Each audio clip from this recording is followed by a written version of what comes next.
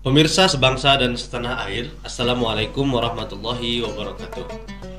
Setiap malam, tepatnya setelah melaksanakan sholat tarawih, Dewan Pimpinan Pusat Partai Demokrasi Indonesia Perjuangan akan menyajikan tadarus Ramadan yang akan membincangkan pemikiran api Islam Bung Karno. Bincang-bincang pemikiran api Islam Bung Karno ini akan langsung disampaikan oleh Kiai Haji Zuhairi Misrawi. Seperti biasa telah hadir di tengah-tengah kita Kiai Haji Zuhairi Misrawi. Apa kabar Gus? Bagaimana ibadah di bulan Ramadan ya? Ya alhamdulillah baik ya, sehat, bahkan lebih sehat dari hari-hari di luar Ramadan. Ramadan ini kita fokus beribadah, tetapi saya juga bekerja, diplomasi masih jalan terus di bulan Ramadan.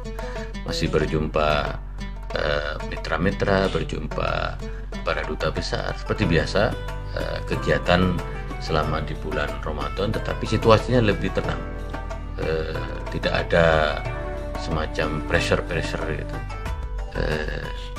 dan menjalani ibadah sambil juga menjalani tugas-tugas negara untuk berdiplomasi. Dan memang seperti di Tunisia ini warganya itu ketika datang Ramadan itu menyambutnya dengan gembira dan gegap gempita ya. Mereka biasanya menyampaikan Ramadan Karim, Ramadan Mubarak, Ramadan Mabruk. Jadi Ramadan yang mulia, Ramadan yang membawa berkah, Ramadan yang diberkati. Suasananya gembira, dan mudah-mudahan saya juga berharap para pemirsa di tanah air dan kita semua juga menyambut Ramadan ini dengan sukacita, dengan gembira, dan menjalani ibadah puasa dengan sebaik-baiknya, sebagaimana Bung Karno berpesan bulan Ramadan ini bulan Al-Quran. Kita menggali, membaca, memahami ayat-ayat Al-Quran, dan ya untuk apa? Untuk menjadikan diri kita lebih baik daripada bulan-bulan sebelumnya.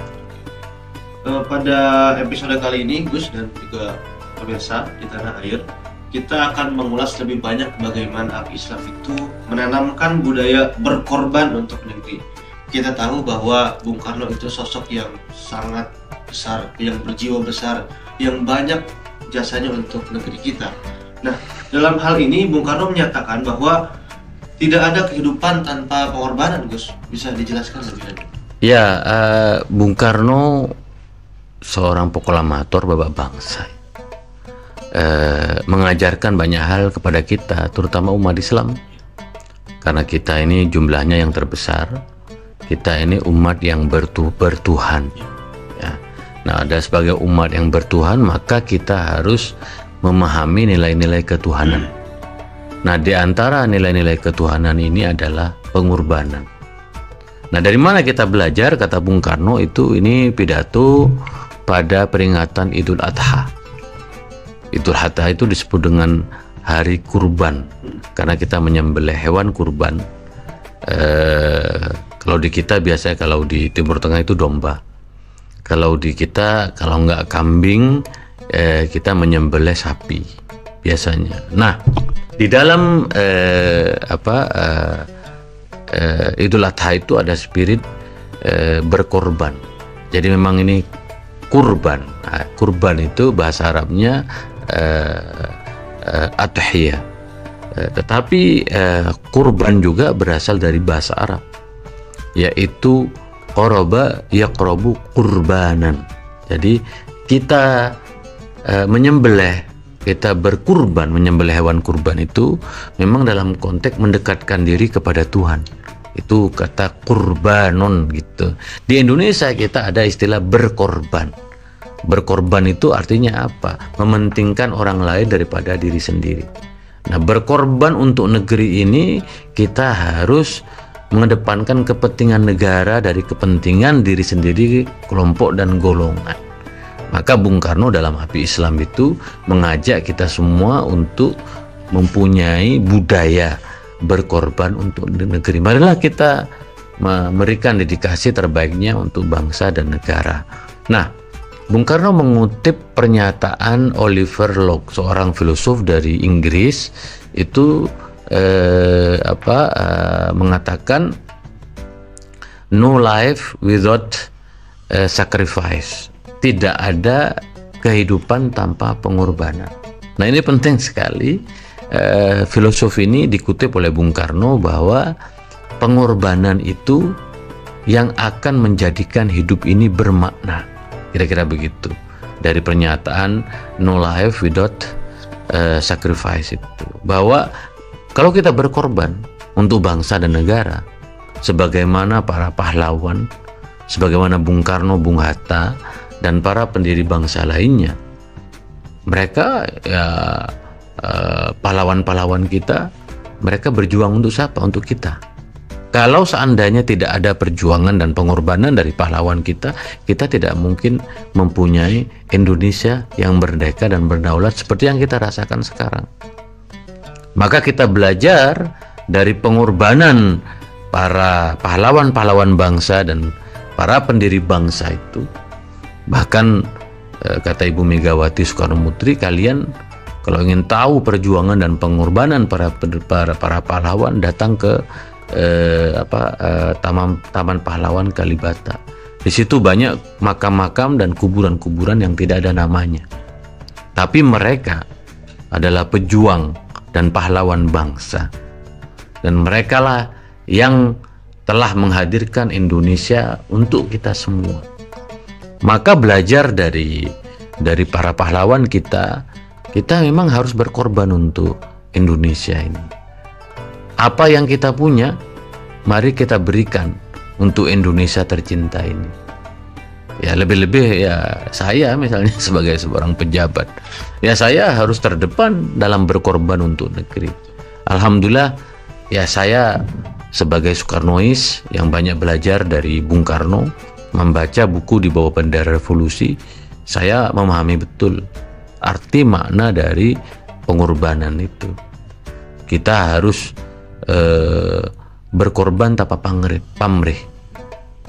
Ketika kita berkorban, kita tidak berharapkan sesuatu imbalan. Kita yakin saja kalau kita berkorban berjuang untuk Indonesia, kalau saya ya punya keyakinan ya pertama berkah. Karena kalau kita berkorban untuk Indonesia, artinya berkorban untuk orang banyak. Berkorban untuk orang banyak itu pasti ada keberkahan yang sangat luar biasa bagi hidup kita. Bahkan ada kebanggaan kalau kita bisa berkorban untuk Indonesia. Dan apalagi apa yang kita lakukan sekarang ini membawa dampak positif bagi Indonesia. Indonesia zaman now, Indonesia sekarang justru berbeda dengan Indonesia 20 tahun yang lalu. Demokrasi kita memang ada tantangan, tetapi kita sebenarnya on the right track, dengan beberapa catatan untuk memperbaiki prosedur demokrasi kita. Kerukunan antar umat, antar bangsa bagaimana? Sudah sangat baik. Kualitas pendidikan di kita sekarang bagaimanapun itu sudah lebih baik daripada yang sebelumnya.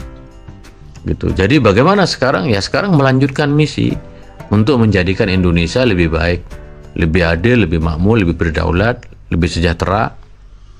Masyarakatnya itu gampang, mudah mencari lapangan pekerjaan gitu. Nah, semua kita harus berkorban untuk bangsa dan negara kita. Untuk apa? Supaya hidup kita, sekali lagi kata Bung Karno, hidup kita itu bermakna. Setuju bahwa kita, bagaimana yang disampaikan Bung Karno, bahwa kehidupan itu harus mempunyai pengorbanan supaya memiliki makna, Gus. Nah, Soekarno juga memiliki keyakinan yang kedua, Gus, bahwa dalam setiap pengorbanan tadi tidak ada hal yang sia-sia. Itu bagaimana? Ya, ini saya sangat suka nih dengan api Islamnya Bung Karno. Bung Karno dalam banyak ceramah-ceramahnya dan tulisan-tulisannya mengajarkan kepada kita semua bahwa tidak ada pengorbanan yang sia-sia. Nah, pengorbanan ini ya sudah pasti dicatat di Lauhul Mahfuz ya oleh Allah sebagai sebuah pahala. Tetapi pengorbanan ini melahirkan patriotisme dan heroisme. Jadi menginspirasi bahasa anak sekarang itu, pengorbanan itu. Dan kalau kita berbuat baik, pasti perbuatan baik kita itu akan menginspirasi orang lain. Dan alhamdulillah dalam konteks pengorbanan, tidak ada pengorbanan yang sia-sia itu. Apa sedikit banyak apa yang kita kerjakan itu akan membawa kebaikan bagi orang lain. Misalnya apa yang saya lakukan di Tunisia itu ya juga bisa menginspirasi. Saya dulu banyak belajar dari duta besar ketika saya kuliah di Kairo. Namanya Bapak Menteri Luar Negeri Hasan Wirayuda. Mudah-mudahan Pak Hasan Wirayuda menonton langsung. Dulu saya belajar dari bagaimana Bapak Hasan Wirayuda memberikan pengabdian kepada para mahasiswa Indonesia di Kairo. Karena dulu ketika saya kuliah itu tahun 95 sampai 99 itu ketika Indonesia dalam krisis besar, krisis ekonomi waktu itu. Sehingga orang-orang tua kita tidak mampu mengirimkan biaya kuliah karena situasi ekonomi yang sangat luar biasa. Harga dolar itu naik berlipat-lipat. Dulu $1 $100 itu 250.000. Zaman krisis itu bisa mencapai angka kalau tidak salah 18.000 zaman itu. Jadi krisis sangat luar biasa. Tetapi Bapak Duta Besar Hasan Wirayuda yang kemudian menjadi Menteri Luar Negeri itu berkorban, bekerja sangat luar biasa sehingga mahasiswa kita yang jumlahnya 5.000 itu mendapatkan bantuan beasiswa dari para orang-orang kaya di Mesir gitu. Dan itu merupakan pembelajaran terbaik bagi saya. Saya sangat mengagumi Bapak Hasan Wirayuda, Bapak Menteri Luar Negeri kita. Pak Hasan Wirayuda itu menjadi kebanggaan kita semua. Pengorbanannya untuk membantu anak-anak mahasiswa pada zaman itu menginspirasi saya. Dan saya dulu berpikir kalau saya nanti jadi duta besar, saya akan bekerja sebagaimana pengorbanan Bapak Hasan Wirayuda itu. Dan alhamdulillah, mudah-mudahan Bapak Hasan Wirayuda sehat gitu. Dan saya belajar. Jadi apa yang dikerjakan oleh Bapak Hasan Wirayuda menginspirasi saya. Dan itu yang saya lakukan. Saya akan berkorban apapun yang saya miliki untuk warga negara Indonesia di Tunisia, untuk para mahasiswa. Saya akan lakukan pengorbanan yang terbaik dalam diplomasi Indonesia dengan Tunisia ini. Kenapa? Karena dalam keyakinan Bung Karno, dan saya sangat setuju dengan itu, dengan kata-kata tidak ada pengorbanan yang sia-sia. Kalau kita berkorban untuk orang lain, kita bisa menyelamatkan orang lain. Dan yang terpenting, kita itu semakin yakin ya, kalau bahasanya Bung Karno itu mempunyai keyakinan yang utuh, hakul yakin, bahwa pengorbanan itu adalah kunci keberhasilan dalam hidup. Dan dalam konteks berbangsa yang bernegara, karena dalam konteks berbangsa dan bernegara itu ya tidak mudah, karena seperti Indonesia, kita bangsa yang besar, ini perlu pengorbanan yang lebih dari seluruh elemen bangsa. Jadi kalau kita berkorban untuk bangsa dan negara, maka Indonesia akan mencapai cita-cita para pendiri bangsanya, terutama menjadi Indonesia Raya yang berdaulat, bermartabat, dan sekali lagi memberikan manfaat sebesar-besarnya bagi seluruh warganya. Jadi misalnya kalau dari presidennya berkorban, menteri-menterinya berkorban, anggota DPR-nya berkorban, kepala daerah, bupati, wali kotanya berkorban, para ulamanya berkorban, para tokoh-tokoh lah yang utama berkorban, maka itu akan menginspirasi pengorbanan yang lebih luas dari warganya. Dan saya yakin warga Indonesia warga yang memang mempunyai jiwa pengorbanan yang luar biasa. Saya yakin kita melihat di kampung-kampung ya, banyak sekali itu pengorbanan, keteladanan pengorbanan yang dapat kita rasakan dari warga kita gitu. Oke. Bung Karno selain itu juga Gus selalu mengajak masyarakat Indonesia, rakyat Indonesia untuk menanamkan budaya pengorbanan tadi. Artinya pengorbanan tadi bukan hanya dilaksanakan oleh Bung Karno seorang, tapi pada setiap warga negara Indonesia harus memiliki rasa berkorban tadi. Bagaimana? Nah, berkorban untuk tanah air itu penting. Kenapa? Karena kalau kita berbicara tentang Indonesia itu kan itu berbicara dalam konteks peradaban ya. Al-maslahah al-ammah, kemaslahatan bersama, kepentingan orang banyak. Karena itu menyangkut kepentingan orang banyak dari Sabang sampai Merauke, dari Pulau Miangas sampai Pulau Rote, kemaslahatan 285 juta orang. Maka ini perlu satu gerakan bersama, gerakan yang seluruh warganya itu bisa memberikan pengorbanan dan pengabdian terbaiknya bagi bangsa dan negara. Maka setiap dari kita warga Indonesia harus mengambil perannya masing-masing, berkorban sedikit apapun. Jadi saya lihat dari orang-orang tua kita ya, orang-orang tua kita itu kan apa yang dia miliki dari bapak saya Allahyarham misalnya, saya tahu betul bapak saya itu apa yang dia miliki dia berikan pada orang yang tidak punya, pada saudara-saudaranya. Ibu saya juga begitu, mempunyai rasa pengorbanan ya untuk saudara-saudaranya, untuk tetangganya, rasa empati dan rasa simpati terhadap orang-orang di sekitarnya. Itu pengorbanan yang sangat sederhana.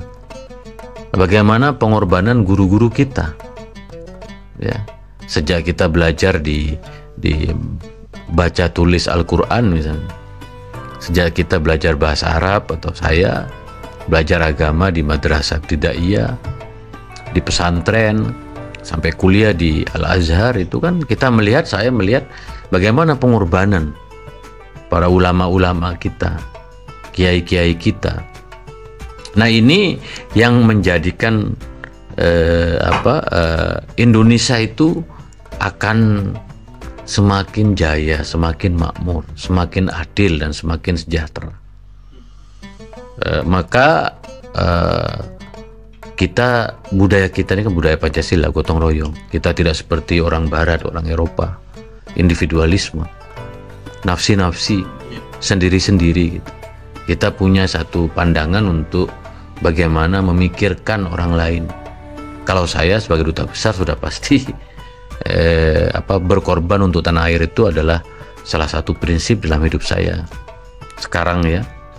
Sebagai politisi dari PD Perjuangan, saya memang ya ingin menghadiahkan diri saya untuk negeri.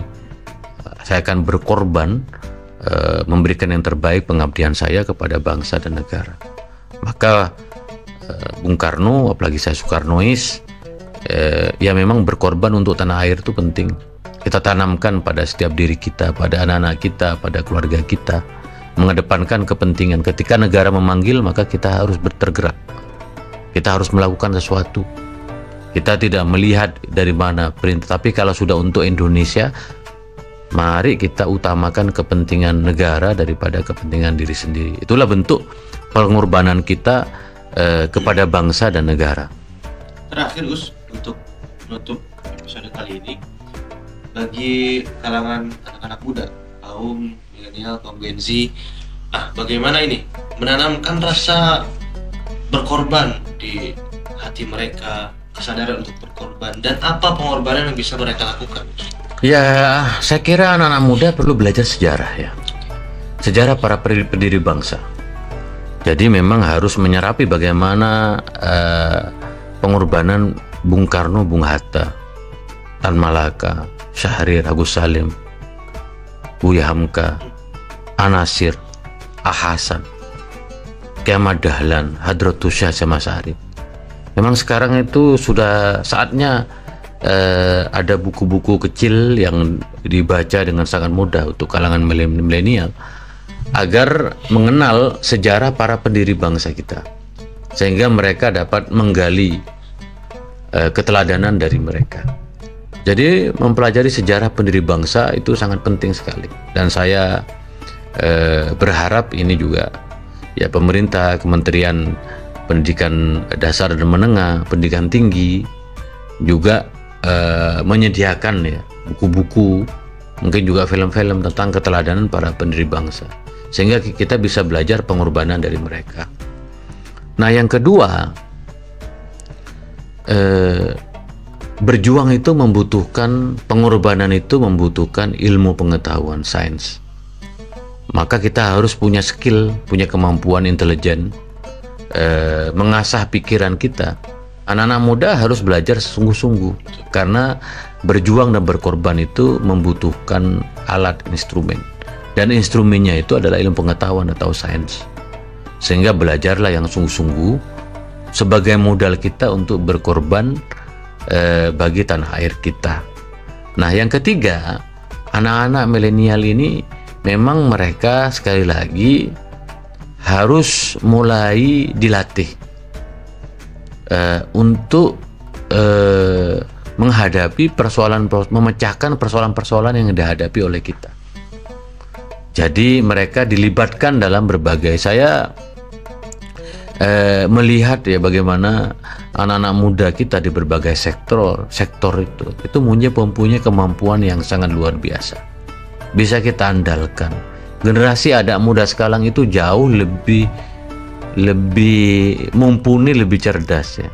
Mereka menguasai banyak bahasa, mereka bisa mengakses sumber pengetahuan yang lebih besar, dan anak-anak muda ini tinggal menurut saya hanya dilibatkan dalam berbagai proyek-proyek, gagasan-gagasan besar, melibatkan anak muda agar mereka berpartisipasi dalam agenda-agenda besar kenegaraan itu menjadi sangat penting, sehingga mereka juga punya keterpanggilan untuk berbuat bagi Indonesia kita semua gitu.